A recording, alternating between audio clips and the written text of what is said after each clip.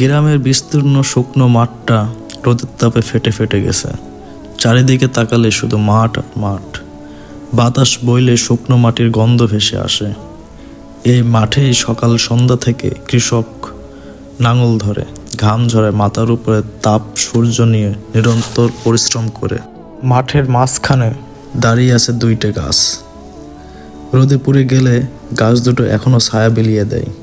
কাজের ফাঁকে কৃষক ক্লান্ত মনে সেখানে এসে একটু বসে, মাথার ঘাম মুছে দীর্ঘ শ্বাস ফেলে। এই দুইটি গাছ যেন তার নীরব সঙ্গী। একটু বিশ্রাম, একটু স্বস্তি, আবার নতুন করে কাজে ফেরার শক্তি। শুকনো মাটির বুক চিরে দাঁড়িয়ে আছে হলুদ রঙের সরিষার ক্ষেত। যেন রোদে ভেজা হাসি ছড়িয়ে দিয়েছে মাটির গায়ে। চারপাশে ফাটা মাটি আর ক্লান্ত হাওয়ার মাঝখানে এই সরিষা ফুলগুলো আশ্চর্য রকম সুন্দর। বাতাসে দুলে দুলে তারা জানায় শুষ্কতাও হার মানে তাদের রঙের কাছে।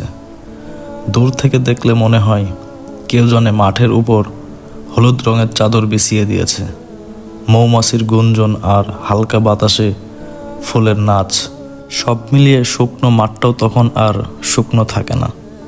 সরিষার হলুদ রং সেখানে আশা ফুটে হয়ে থাকে, বলে দেয় কঠিন সময়ের মাঝেও সৌন্দর্য জন্ম নেয়।